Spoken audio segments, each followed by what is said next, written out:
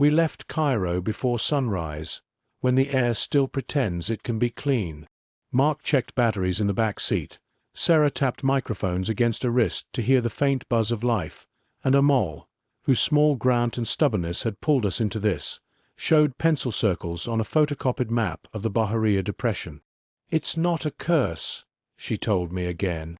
"A Roman well, a way station. If there's anything, it's late period. Family burials, unfinished." Youssef waited by a white hilux where the ring road thinned into desert highway. He shook our hands with palms like sandstone and squinted at the coil of cable over my shoulder. "Television. Documentary," Mark said. "Audio is oxygen." Youssef laughed. "Don't breathe too much. The wind will tax you." We drove west.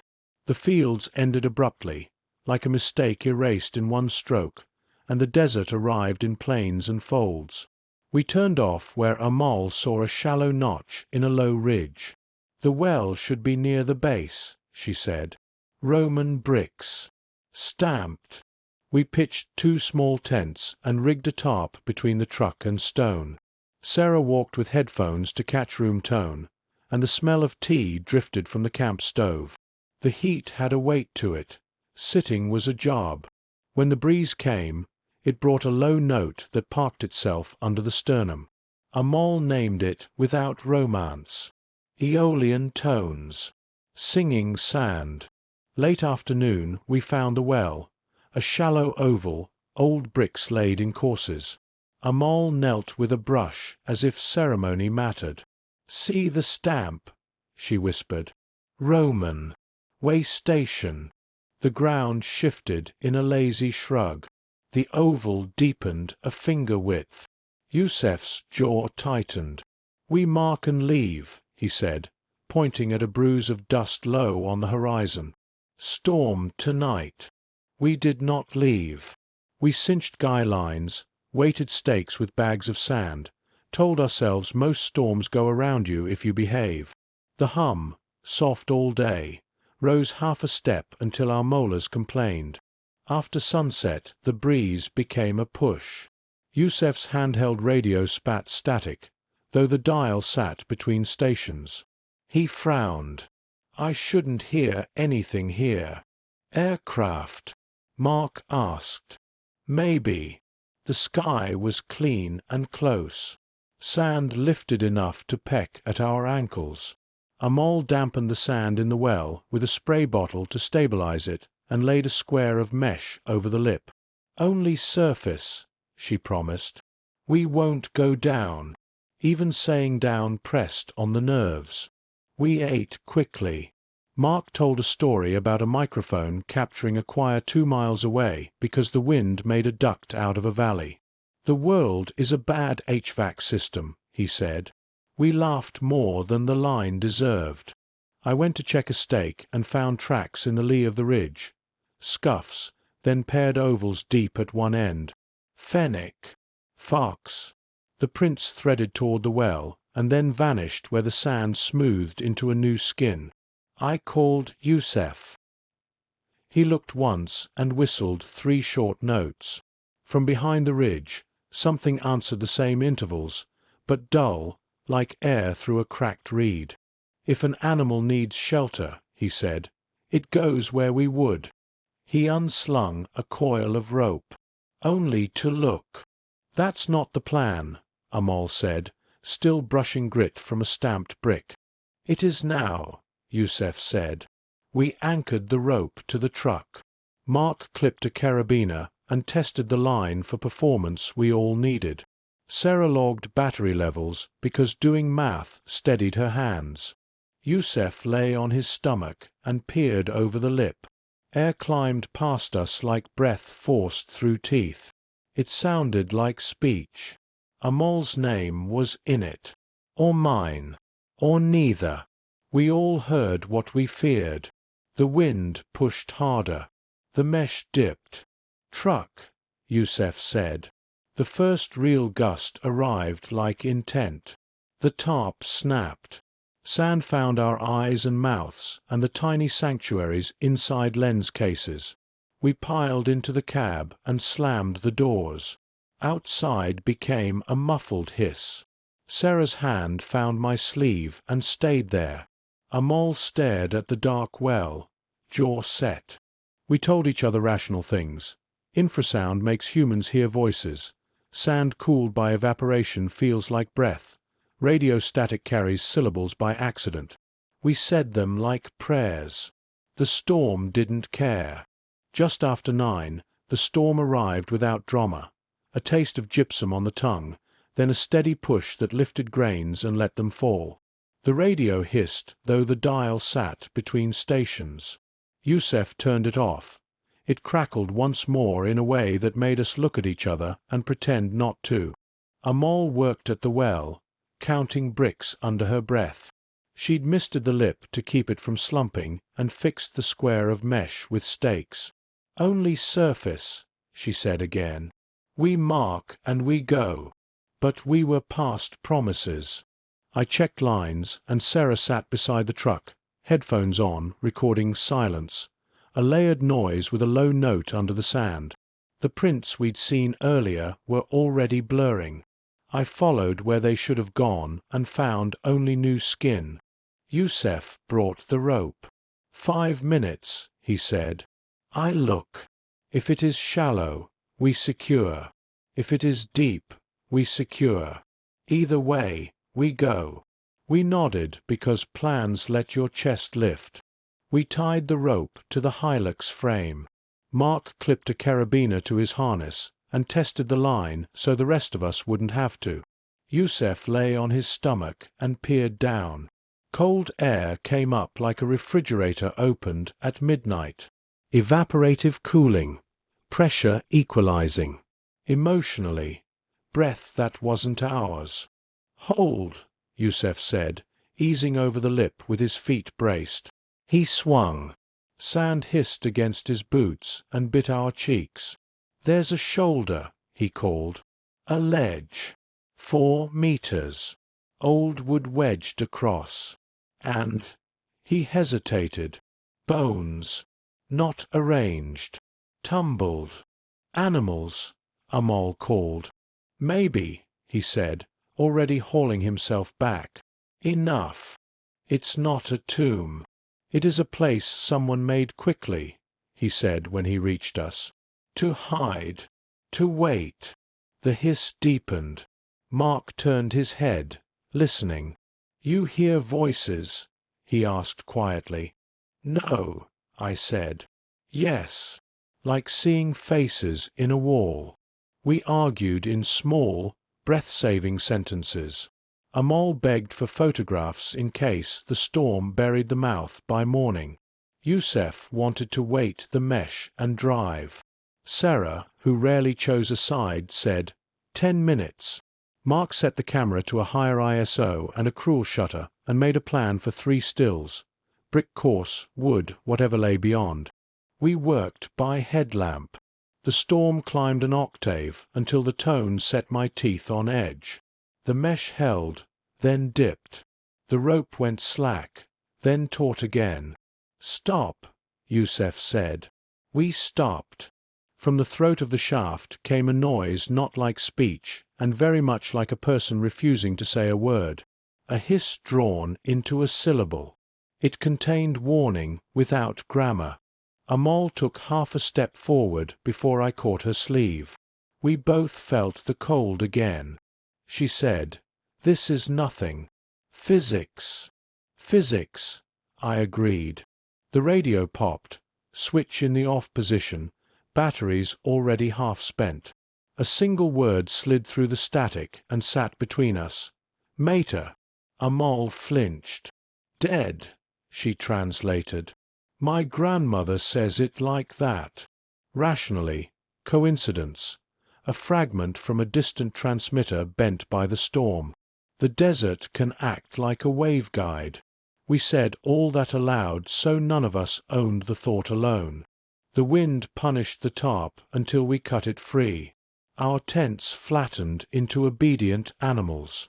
We moved the camera cases into the cab and curled there again, the four of us and a rope end and the uninterested hum. Through the glass, the mesh over the well sagged. Beyond it, a plank at a wrong angle. The storm dropped for a minute, as if done, then returned, smaller and more personal. If there was a figure on the ridge, it was a broom of thorn. If there were voices, they were ours, delayed and sent back. Near midnight the radio went still. Yusef breathed out as if that were a mercy. "We sleep," he said. "We go at first light." No one argued. We were brave in the way tired people are brave. We agreed to later. Outside the desert exhaled. The well kept its mouth open. The Hilux rocked in small, regular shoves. Sarah's hand had my jacket sleeve and didn't let go. Amol's head thunked the glass each time a gust found us. Yusef watched the dark as if responsibility could change wind. If there were voices, they belonged to the storm wearing our habits. Infrasound misleads. The brain patterns what isn't there. I repeated the facts until belief frayed. Near 3, sheet lightning lifted the ridge for half a second. Our tents were flattened, the mesh glittering with blown sand. In that flash I thought I saw a crouched figure on the ridge, hair blown forward over a face. When dark returned I heard a sound like a pot boiling over, and told myself it was wind in a narrow throat. I went out because the cab felt airless.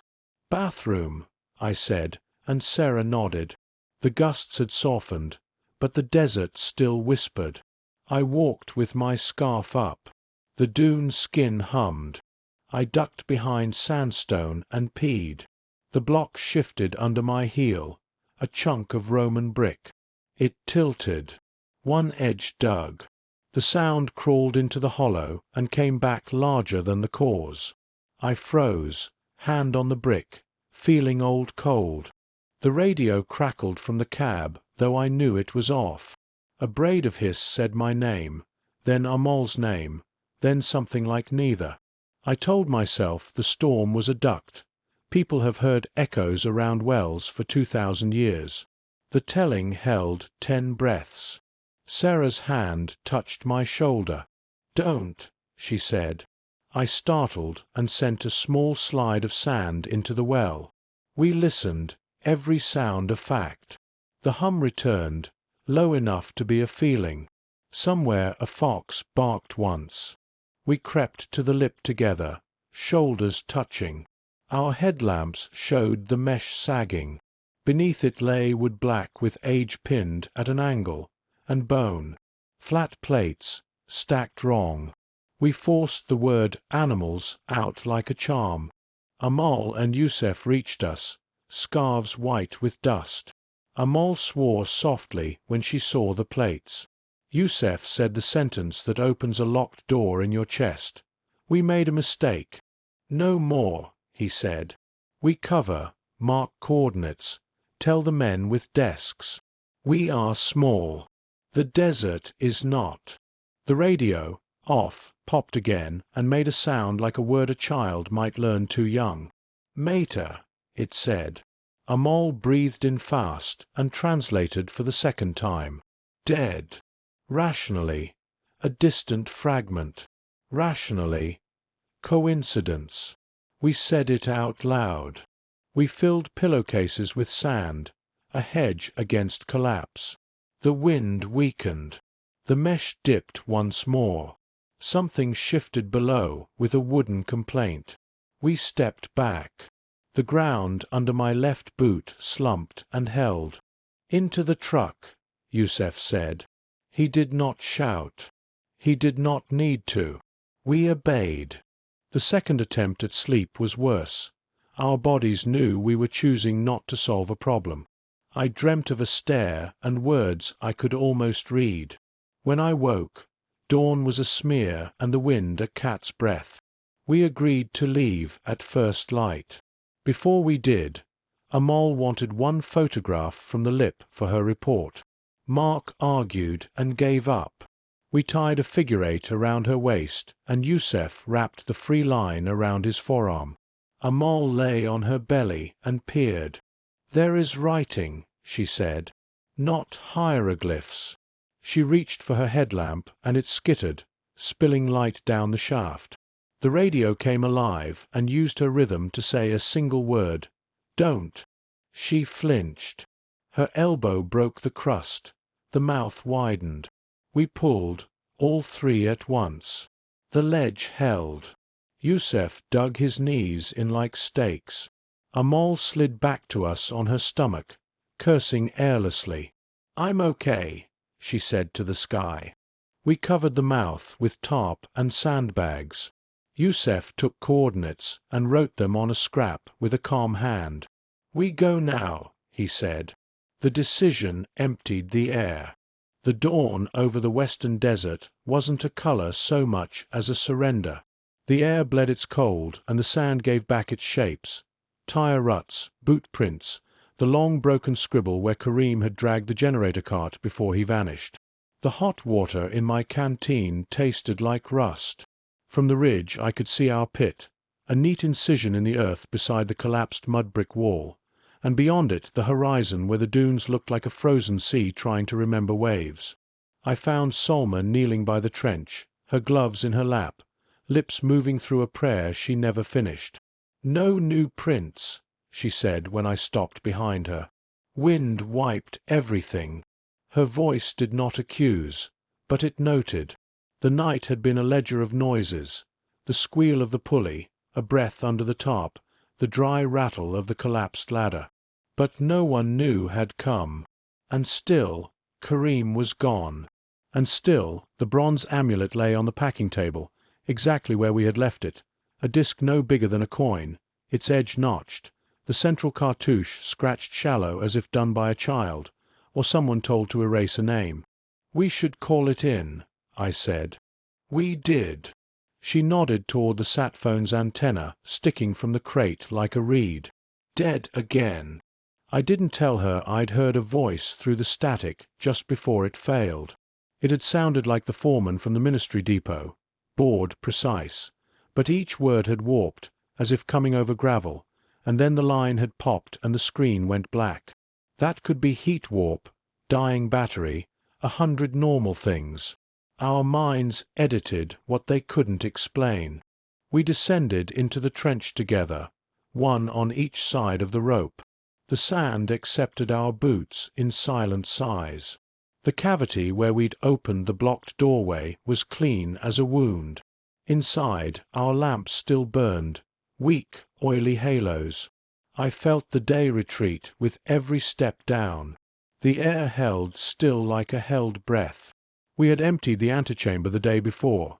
Pottery shards, 2 badly decayed wooden panels, linen that had unspooled into dust at a touch. No gold, no curses, nothing to justify the long permit fight or the weeks in the heat. Except the disc. Except the missing man. "I didn't sleep," Salma said. "I did," I admitted. "Maybe 20 minutes.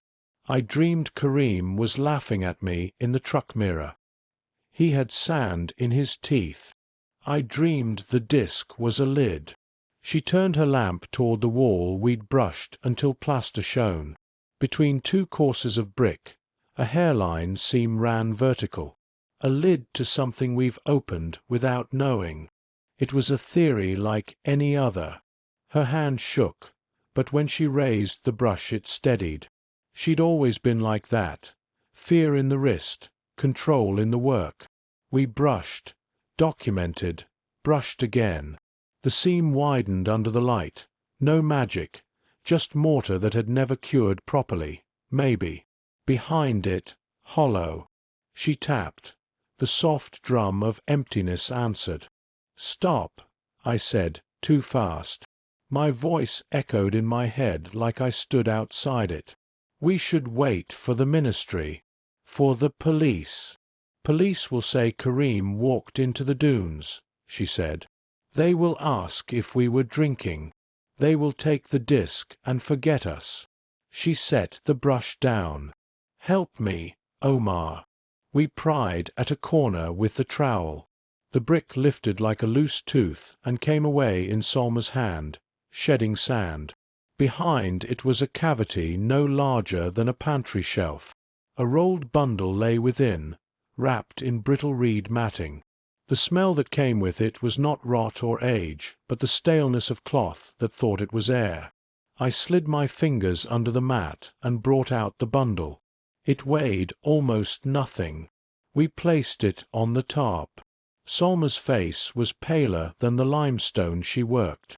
I unrolled the reed. Linen. Linen bound with a cord of something that might once have been leather. The cord broke under my thumbnail like a dry noodle. Inside the linen lay another disc, twin to the first but uncracked, its cartouche deep and certain, lines cut with competence, not fear. And beneath the disc, a small slate-sided tablet, more scratched than inscribed. On one side, a series of rectangular marks too crude for hieratic. On the other, 5 parallel lines, then a gap, then 2. "Inventory," I said. "Tally marks." "2," she whispered. Her eyes flicked to the first disc on the table beyond the threshold. 2 lids. We didn't say it. The math did it for us. 2 lids. 2 seals. If something had been contained, if this whole wall was not a doorway but a plug jar, then removing one lid would not have mattered. Removing both might. I never believed in the supernatural. I still don't, not in a way that pays rent. But belief isn't a switch. It is the margin by which you fail to dismiss. We stood there, 2 people with training and degrees and scars the sun gave us, and felt, what? The room changed. The lamps hissed like they burned a different gas. The trench overhead, with its ladders and ropes, felt suddenly far away, like an upstairs you couldn't quite return to. A sound, faint, then certain, the slap of a loose belt on a pulley. Our generator cart. It had not run since midnight. We climbed, not ran, because running on a rope ladder makes you stupid. The sky burned white. The cart sat in its rut where Kareem last left it. The belt moved. The engine did not. Wind could do that, a trick of vibration. Rational. Except the wind had died and the belt's rhythm was steady, heart-like. I put my hand on it to stop it, and it stopped. When I let go, it started again. Not the supernatural. Heat expansion. A trick of physics. I told myself that until it sounded right. On the packing table, the original disc had moved. Not far. 2 centimeters clockwise, I'd swear. A draft through the tarps. A nudge we didn't notice. The mind edits. The mind preserves. We return them, Solmer said. Not fear. Decision. Exactly where they were. Tape the wall again. Seal the trench. Call the ministry from the road. And Kareem? I asked. We say the truth. She swallowed. That we lost him. That we did our best. We worked without talking. The twin discs nested in their linen looked like eyes closing. When I slid the intact one back into the cavity, the air took it from me, as if pressure reset, as if the jar, or room, sucked back its breath. The seam at the bricks seemed to narrow by a hair. We patched with what mortar we had. A sin against conservation I will explain to a committee for years, if there is a committee that still answers my emails. We loaded the truck in silence. I took the wheel. The desert road unscrolled with that hypnotic fake infinity only straight lines can promise. 40 kilometers to the depot, then reception, signatures, air conditioning, a lieutenant with sleepy eyes asking the same 5 questions. Reality is procedural. That's its comfort. At the 15-kilometer marker, Solmer touched my arm. Look. Ahead, on the hard shoulder, a shape. A man walking unsteadily, his shirt and hair caked with dust the color of our pit. He turned at the sound of the engine and raised a hand. His fingers were cracked into white seams. His smile looked borrowed. "Kareem," I said. The word broke something in my throat. We stopped. He leaned on the hood like he'd been waiting for it to be solid. Up close, his pupils were pinpoints, not dilated, the opposite of the dark we'd been in. He smelled like the room below the bricks, stale air that remembered years. He took a long time to choose a sentence. "I don't want to go back," he said. "Please." "How did you? Where?" My hands had already lifted to check his pulse. It thumped, rapid, real. The mind edits. The body does not. "I walked," he said. He shook his head, a dog coming up from water. "No, not walked. I was in the trench, and then I was in the dunes. No footprints. No sun. Like the sand had ceilings." He closed his eyes. "I heard you talking. We hadn't spoken." "Get in," I said. "We're done." We drove. We did not look back. Sometimes that is the only ritual that works. At the depot, the foreman frowned at our story and blinked at the discs like they were washers from a broken tap. We handed everything over. The notes, the chipped trowel we used as a chisel, our panic folded into neutral sentences. The lieutenant wrote down temporary disorientation, heat, before we finished. He did not ask about lids. He did not care about tallies. Realities are efficient when the alternative is paperwork. That night in Luxor, the air smelled of river and diesel and cooking oil, all the human things. The generator in the hotel courtyard coughed a rhythm that almost matched the belt's slap from the pit. I lay awake and watched the ceiling fan blur into a disk. At 2, my phone vibrated alive on the nightstand. A single notification, voicemail from an unknown number. I played it. Static. Gravel. Then my name in a voice that sounded like mine but slowed, as if hauled through sand. "Omar," it said. "If you open one, close one." A click. Silence. Not supernatural. A bad recording. An echo from an earlier call cached and resent. The mind edits. In the morning, the ministry truck had a flat with a nail we hadn't driven over. The foreman would say the city is full of junk. Tires find it. He would be right. He would also be right about the way the disc, the notched one, had rotated on the evidence shelf overnight, aligning its broken notch with its neighbor's intact edge like two halves of a mouth. We left Egypt a week later, our permit suspended pending review of site integrity. We signed what professionals sign, truth filtered through plausible words. Kareem stopped laughing. He refused to talk about ceilings of sand. He took long showers and flinched if the door clicked shut. Solma filed her brushes like scalpels and added a prayer to the ones she never finished. I still don't believe in curses. I believe in pressure differentials and human error and the ways people go missing. I believe in seals designed by cautious minds who understood balance. If you open one, close one. If you take, return. If you hear a voice through static, assume a wire is loose. Sometimes I wake with sand in my teeth. That, too, has explanations. Grinding, anxiety, a dream so convincing the jaw obeys. But when I taste iron, when the fan above me blurs into a lid, and the air of the room feels like air that once belonged to somewhere else, I reach for the only ritual that ever made sense in the field. I count. 5 lines, then a gap, then 2. I whisper it like a report. And in the silence after, something in the walls seems to breathe easier, as if a jar somewhere very far away remembers it is closed.